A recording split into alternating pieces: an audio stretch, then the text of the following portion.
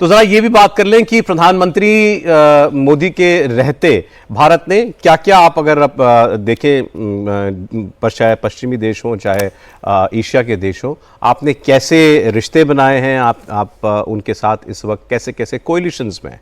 जैसे यूरोप की बात करें तो यूरोप के देशों में नरेंद्र मोदी की काफ़ी मान्यता है। फ्रांस, इटली, ऑस्ट्रेलिया जैसे, फ्रांस और इटली जैसे दोनों जो देश हैं उनके साथ हमारे बहुत अच्छे संबंध हैं।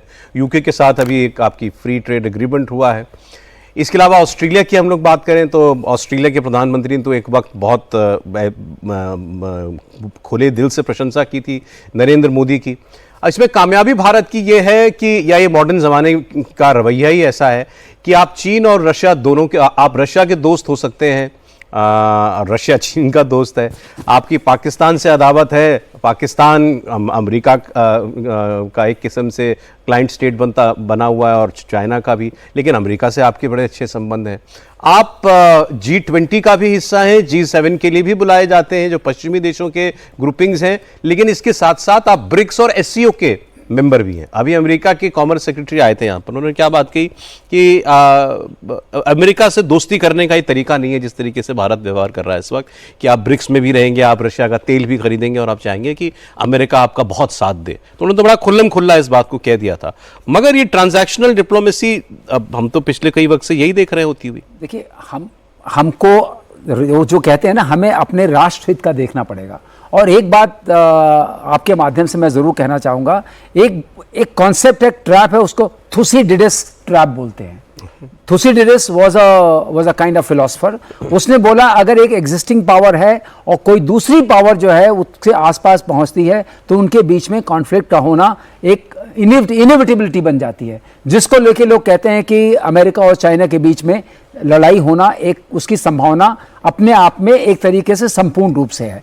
अब सवाल ये उठता है कि हम आगे बढ़ रहे हैं, हमारा विकास हो रहा है, विकसित हो रहे हैं, इंडिपेंडेंट हो रहे हैं, तो हमारे खिलाफ कुछ लोग आएंगे, ये इसमें हमें मान के चलना पड़ेगा। जैसा कि जनरल मिनिस्टर ने बोला कि 3 फ्रंट वॉर अब हमें कंटेन करना पड़ेगा। Defence and diplomacy are part of the same coin.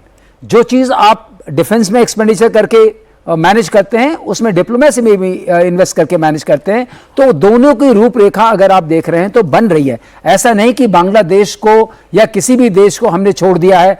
Look east policy जो हमने बनाई अपनी, और तरह तरह से हर बार इतने प्राइम मिनिस्टर ने इतने ट्रिप्स किए, अब्रॉड ट्रिप्स, उसके ऊपर बहुत ज्यादा राजनीतिक कहेंगे एक तरह से कमेंट्री भी होती रही, लेकिन उन सब का आपको जब समावेश होकर के वो मिलेगा। आज आप आर्मीनिया को आप अपने इक्विपमेंट सप्लाई करते हैं। एक चीज आपके बहुत काम आएगी सौरभ, जो मैं आपको बता रहा हूं डिफेंस एंड डिप्लोमेसी में, जिस भी देश को, चाहे फिलीपींस हो, हमने अभी आकाश बेचा है, जिस भी देश को हम अपने अस्त्र शस्त्र बेच सकेंगे वो आपसे जुड़ के ही रहेगा, क्योंकि उसको फिर टूटने में बड़ी मुश्किल होगी, उसका अपना डिफेंस खतरे में आता है, आप उसकी जरूरत बन जाएंगे। हाँ, तो मैं आप उसको डिफेंस पर्सपेक्टिव से बताता हूं। जो हमने योजना बनाई है कि हम अपने इंडिजिनस डिफेंस इक्विपमेंट को और भी शार्पन करेंगे, उनका मार्केट और बढ़ाएंगे, जो ग्लोबल प्लेटफॉर्म पर उस तरह के मैचिंग वेपन्स का जो दाम होता है उससे बहुत कम दाम में देंगे, जो हम दे सकते हैं, वो हमारी शक्ति बनती जाएगी धीरे धीरे।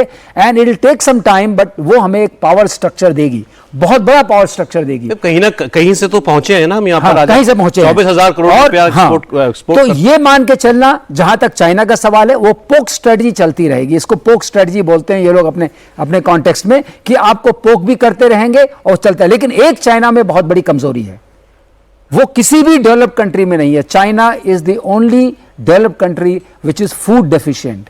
उसके पास 20% फूड की डेफिशिएंसी है। साउथ चाइना सी इसलिए उसके बहुत ही इंपॉर्टेंट है। मलाक्का स्ट्रेट इसलिए उसके लिए बहुत ही इंपॉर्टेंट, जिसमें हम इन्फ्लुएंस जिसको कर सकते हैं।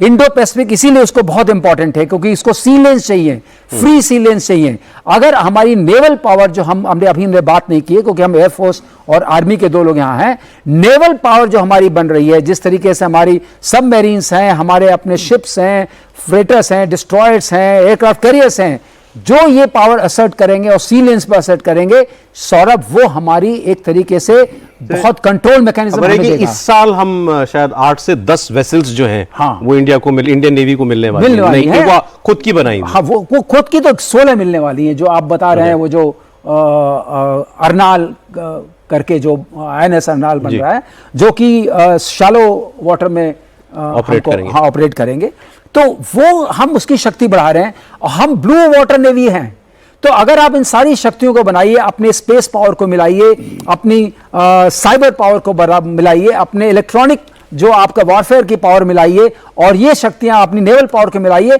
आप बहुत बड़ी शक्ति की तरह उभर रहे हैं। और इसका रिकॉग्निशन होगा, जैसे हमने कहा था, शक्ति से ही शांति आएगी और शक्ति से ही समृद्धि आएगी। लोगों को अकल भी शक्ति से आएगी। आप बताइए क्यों चाइना की बात लोग मानते हैं? चाइना की बात मानने का, वो उनको डिफेंस इक्विपमेंट देता है। 80% डिफेंस इक्विपमेंट पाकिस्तान के पास चाइनीज ही हैं, तो और बांग्लादेश के पास भी डिफेंस इक्विपमेंट कौन से? और अभी जनरल मिनिस्टर ने बहुत अच्छी बात की, मेरे जो कोर्समेट्स थे वो भी बांग्लादेशी थे। 1974 में हमारे पास बांग्लादेशी ऑफिसर्स आते थे, मेन के साथ मेन आते थे, तो हमारा उस तरीके से डिफेंस के साथ बहुत एक ओल्ड स्टैब्लिश रिश्ता है, वो 1-2 साल में टूटने वाला नहीं है। We can mend it.